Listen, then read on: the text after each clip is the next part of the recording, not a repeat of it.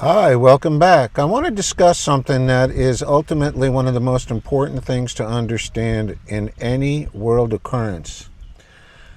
And that is understand who your enemy really is.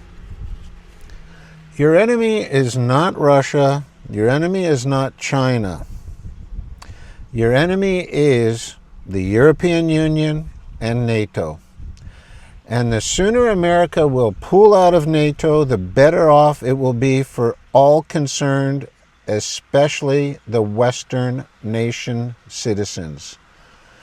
President Trump recently released a document they call a national security document. However, what few people realize is this was done and designed way back in April of 2025.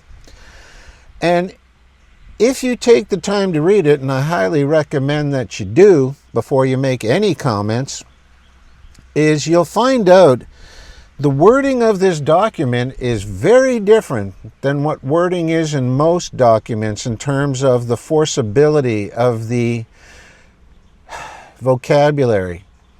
It's a much more subtle approach. It's a much more approach that lends itself to understanding that the rules-based international order, which has been in place for several decades now, is all but extinct. We have definitely gone from a unipolar world to a multipolar world, and it's not going back. We are heading into an era where many nations, which was basically one of the biggest reasons for forming the BRICS, are working together in terms of commerce, in terms of trade. And there's no turning back. The West is going to have the opportunity to be part of this, or it's going to have the opportunity to alienate itself. Future will dictate that. Right now, though, this document does reveal a unique difference in the approach. The old rules-based format is so out of touch with today's current standards and today's current world understandings that I believe, and I could be wrong, but I believe Trump actually is beginning to grasp this. He's understanding that American values, first and foremost, belong in America, not forcing them in other nations around the world. The foreign policy is never going to be constructive and formulate anything but prolonged war if you are trying to get nations that are largely tribal to conform to your nationality beliefs. In other words, if you go overseas, and I've worked there, I've lived there in several different countries, and it gives me a unique understanding. Boots on the ground. I'm not saying in some military base or I had a job waiting for me. I had to formulate this boots on the ground. And I'm telling you, every time I was in the Mideast, every single time when you get to know people and you get to talk a little bit and they finally open up, you're going to find out when you ask them, well, where are you a citizen? They're going to tell you, I'm Sunni, but I live blah, blah, blah. I'm Shiite, but I live in this area. It's always the tribe first. When you talk to somebody from the Western world, they're always going to say, yeah, I'm Canadian. Yeah, I'm American. They're not going to say, I am Christian and I live in America. I am Jewish and I live in Montreal. That's not how it goes. And by you trying to force this belief on other nations, you're doing nothing but separating yourselves, segregating your own nation. More and more nations are going away from this. This has a lot to do with what's going on in Venezuela. No, Venezuela certainly isn't about drugs. I know my subscribers understand that, but a lot of them think it's all about natural resources. It is not primarily about natural resources. In early 2025, Maduro granted President Trump permission for working with all the mineral rights, all the oil rights, all the rare earth, everything that Venezuela has to offer and Trump rejected it. It was the most friendly offer you can ever imagine. It was giving America more than they ever asked for. But President Trump rejected it. Why would he do that?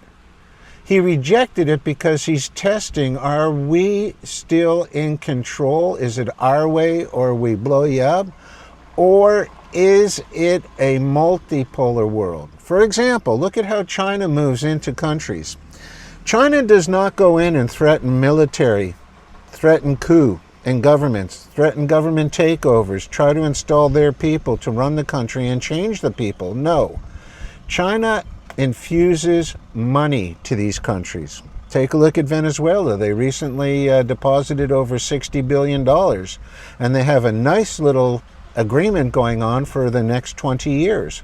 Okay, China will build, they will invest, they will build roads, factories, plants. Their people will do the construction.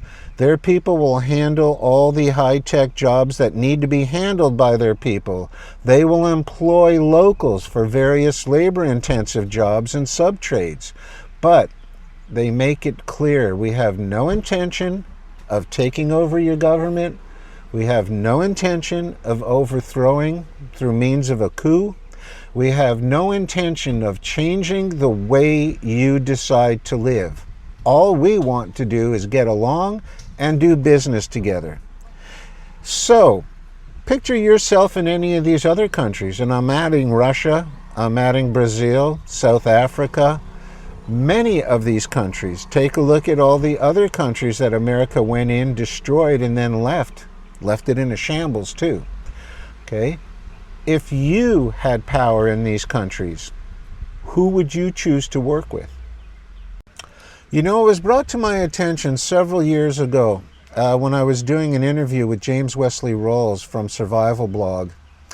And his final question to me was, Barry, what do you currently think the most dangerous weapon is? And I sat back and thought about it for a few seconds, and I answered him. I said, an ignorant citizenry.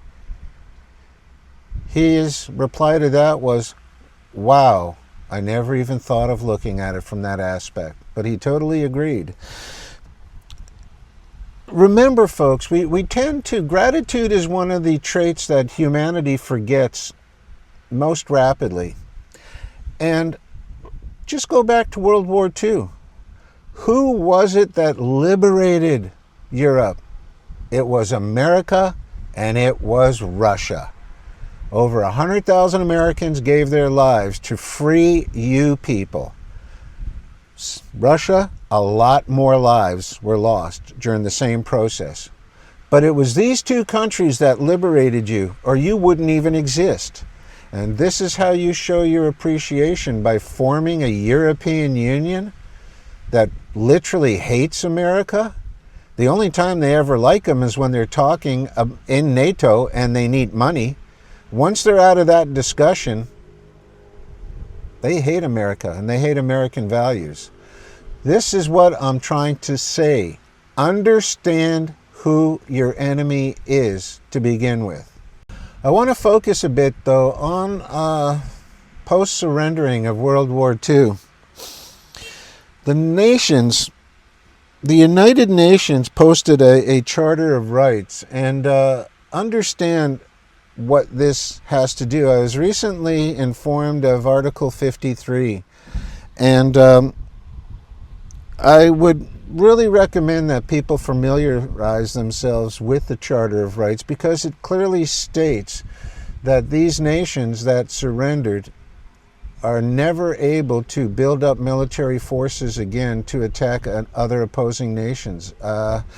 And again, it's Article 53. And I was just watching an interview about it. And in Article 53, it clearly states that building armies to attack other nations is completely prohibited in this. And that's exactly what Germany's doing right now by talking about building a military with over 800,000 soldiers to go out and start a war with Russia. Understand, Europe is broke. Politicians are never going to admit they were wrong and they made mistakes. They are going to sacrifice your sons, your children, much quicker than admit they made a mistake. It's been that way all through history. Nothing I see is changing there. Europe is bankrupt. They have to go to war.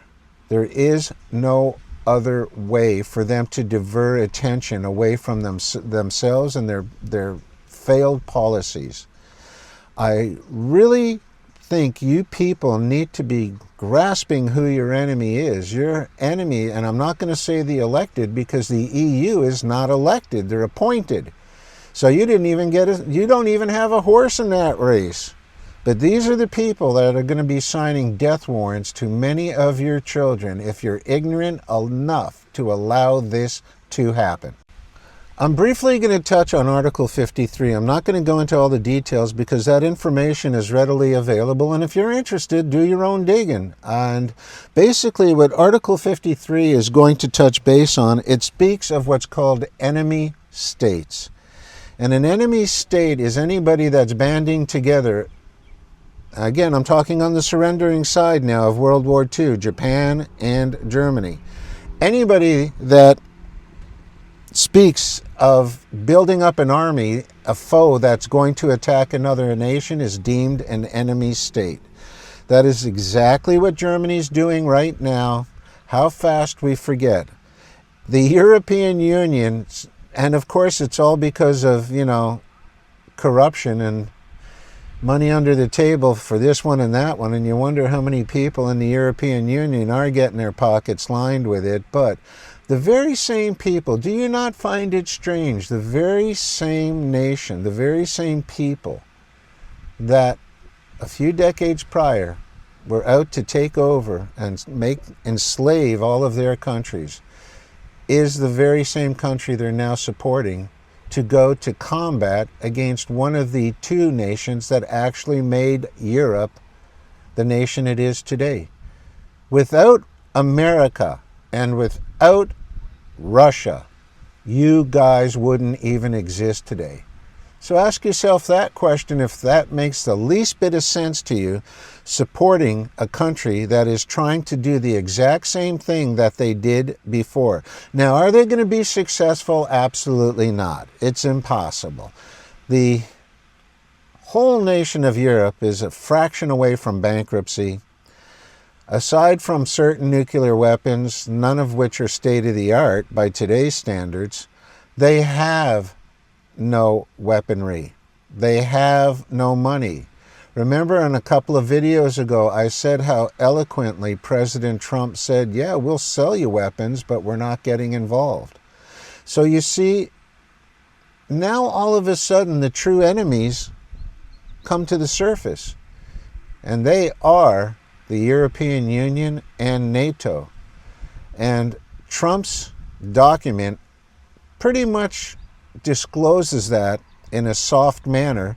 Now all of a sudden, through back channels, you're hearing about the European Union starting to go against America and starting to seize some of their assets in their country, up to $1 trillion. Now, whether they're going to do this or it's just talk under the table and closed door meetings, I don't know. But desperate times call for desperate measures. And the leaders know Europe is months to, at best, a couple of years from being financially ruined. And the EU, mark my words, is going to break apart. Friendlier nations, because not all nations are on board with what's going on here. Friendlier nations are going to choose sides. Do they want to take the unipolar route with America, which not many seem to be going down that path, and America would be well served to understand that, come to the negotiation table and make amendments that work for everybody. And secondly,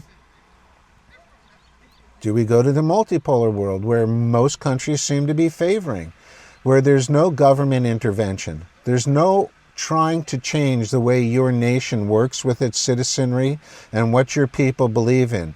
No threat of military action, but an infusion of capital with the guarantees that you continue to do business with them at certain rates over certain intervals for a certain length of time.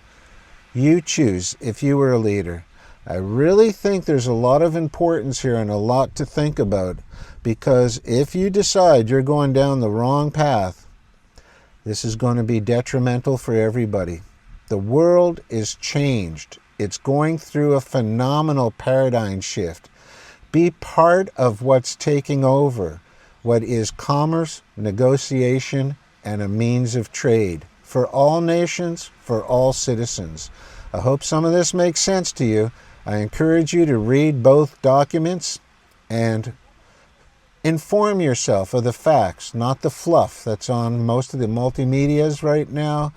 And I think you'll be well informed and you'll come up with the right decisions. Until next time, it's Old Barry.